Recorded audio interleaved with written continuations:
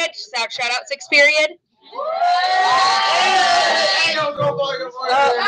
Sit down. Okay, so let's first go over the idea of what an equation of a circle is. So you should have your nice packet out, and in front of your nice packet it says equation of a circle. Right here, this formula is really the most important formula you need. You're going to have like at least 4 or 5 questions relating to equation of a circle. There are also questions like this that I'm going to model. We'll come back and look at this later. Here are the things to remember about circles. First of all, we need to remember that the center of the circle will always have opposite sides than the equation. Because remember, I had told you H and K relate to trying to get back home. So if this is the point, how do we get from here back to 0, 0? So the signs will always be different. You also have to remember that to go from the center to the formula, you're switching the signs. The radius of the circle is always squared when it's an equation. The formula to the radius, you're going to have to take the square root. When you plug the radius in, you're going to have to square it first. If you're given the center of a circle and a point, you're going to use the distance formula to find the radius. Remember, this test, you're going to use distance formula a lot. If you're given the diameter, first you're going to use midpoint formula. Then you're going to have to use distance formula to find the length of the diameter and divide it by 2. And then here's more information on inside, outside, and out. This paper right here, which is page 5 of your nice packet, that has things regarding perimeter, area. These are the things you need to know about proving sides. We have the slope formula here. You also have the distance formula, and I'll go over the trick. Anytime it says congruent, you're going to use distance formula. Anytime you need parallel or perpendicular, then you're going to end up using slope. Don't forget, we'll use the y equals mx plus b. Here's the midpoint formula, and then I'll demonstrate directed line segments. So everyone, let's look at question number 1. Everyone see question number 1? Yay! Okay, so it says, what is the equation of a circle with a center of 0, 0 and a radius of 10? Because of that, it says we know we're going to write the equation of a circle. So I'm going to write, Kaya, x parentheses squared plus y parentheses squared. And then I know I have to put in my r squared. Some of you might want to just look at the formula sheet and write that down immediately. Anytime you take the test, and then you just plug in what you need. Because this says 0, 0, I know I'm going to, in essence, be putting like plus 0 here and plus 0 here. So right away, I know I can eliminate choice D. The other thing is my inside sign between the X and the Y is a positive sign. So because of that, Anne-Marie, I can eliminate letter C. So now I'm left between these two.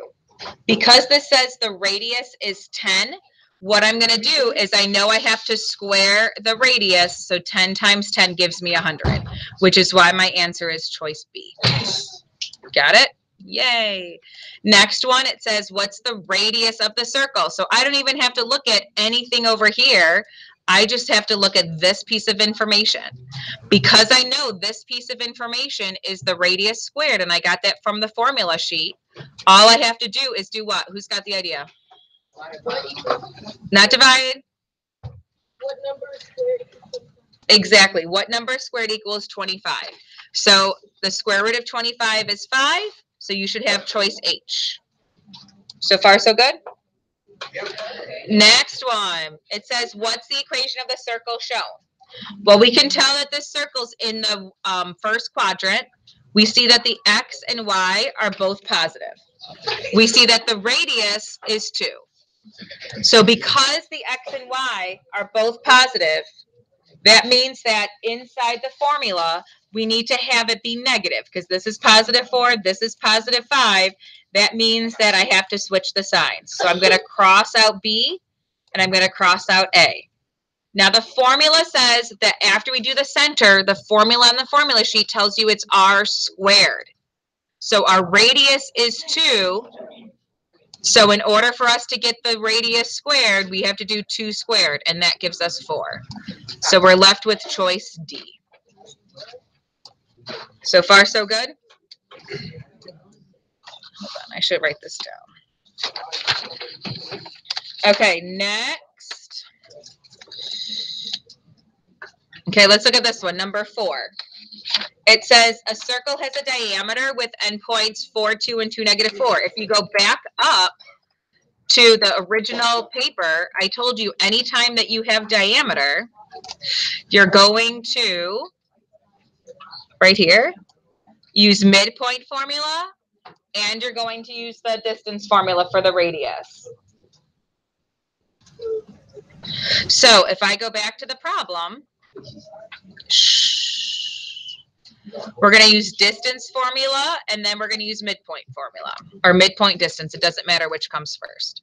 So I'm going to do midpoint formula first. Remember, midpoint, we add the x, and we add the y. So 4 plus -2 gives me -2.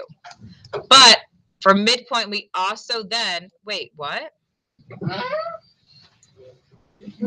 Diameter has endpoints 4, -2. Oh, +4, -2 gives us +2, but then we have to divide by 1 because midpoints divide by 1. Add the y's, 4 plus 2 is 6. Oh, divide by 2 to get 1. Thank you. 6 divided by 2 gives you 3. So you should have choice G. Yep. All right, number 5. Number 5 says it has a center of 5, 5. And also this is the point and it wants the radius. So basically all we're doing is distance formula. This is a little bit different than I showed you. I'm going to write the 7, 3, and the 5, 5, 1 on top of each other. I know I have to subtract both of them. 7 minus 2, or 7 minus 5 is 2. 3 minus 5 gives me -2. I'm squaring both of these and adding them. 4 plus 4 is 8.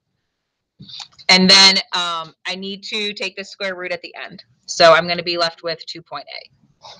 And that's only because I know 2 times 2 is 4 and 3 times 3 is 9. So that's the only one that makes sense. This says it wants the slope of a line that's parallel.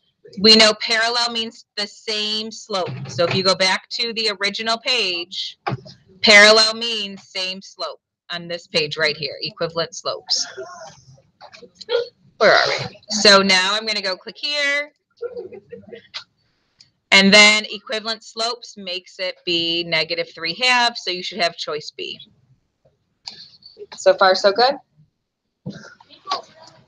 Yep.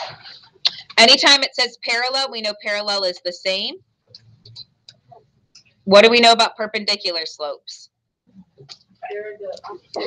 Yep, perpendicular is opposite reciprocal. So if we think of mxy equals mx plus b, the original slope is -3/2. So because the line has to be parallel, the new slope has to be -3/2.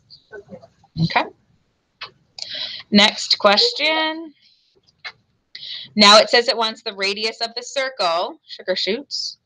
This is going to have us do the long way. So remember what we're going to do is we're going to group the x. That's too big. So I'm going to have x squared plus 6x, leave a space. Then I'm going to do the y1 plus y squared. And there's nothing else there, so I'm just going to write plus 0x. And then I'm going to also leave a space.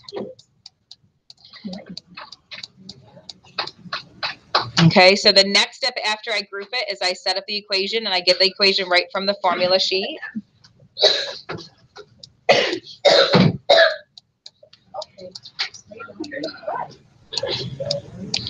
Anyone remember how I go down? Divide by 2, which is +3. How do I go back up? No. No. Square it. 3 times 3 is 9. But if I put 9 here, what do I have to put on this side? 9. And then here, this is just going to be 0. 0 times 0 is 0. So then I'm left with 25. So what's my answer? Is that my answer, 25? What's my answer? So because, remember, this equals the radius squared, so I have to take the square root. So my answer is 5.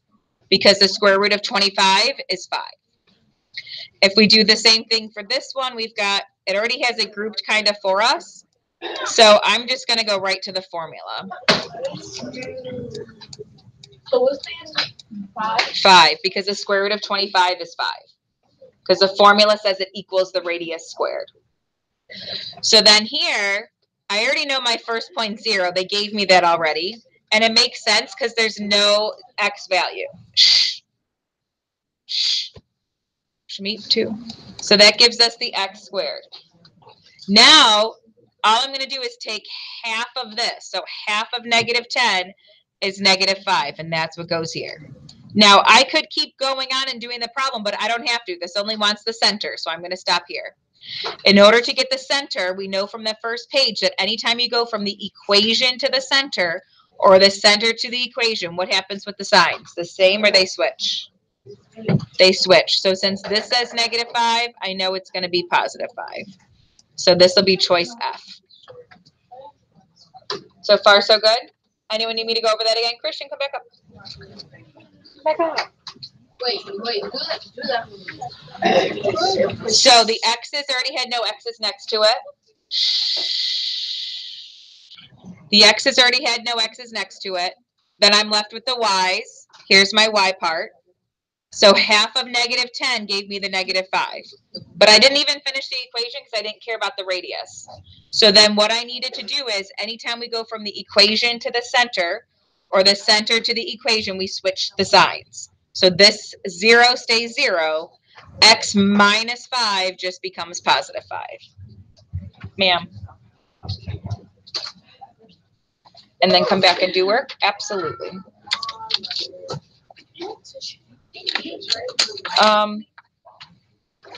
I don't know. I mean, not right now.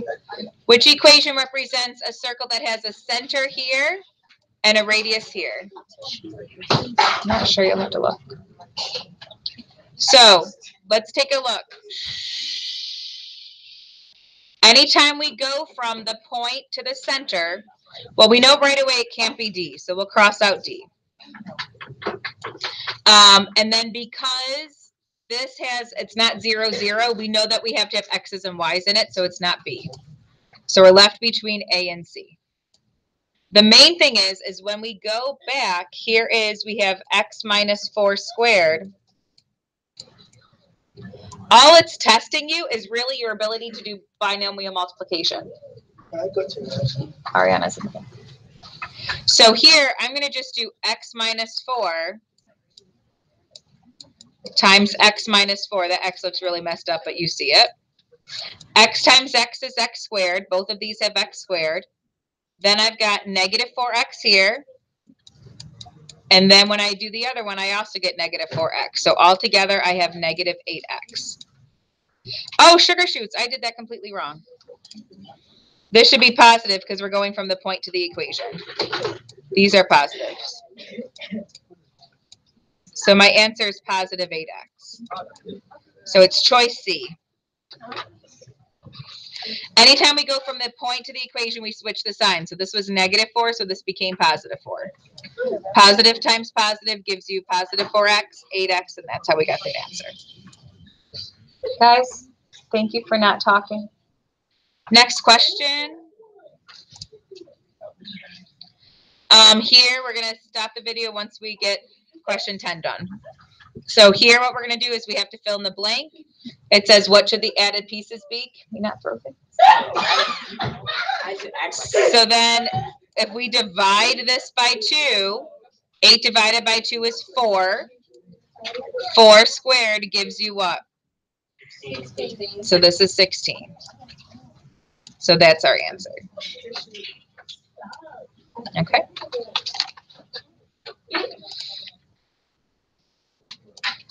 Exit.